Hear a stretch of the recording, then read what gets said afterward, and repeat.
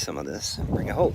Because goldenrod also has a good amount of medicinal purposes as well. You can make tea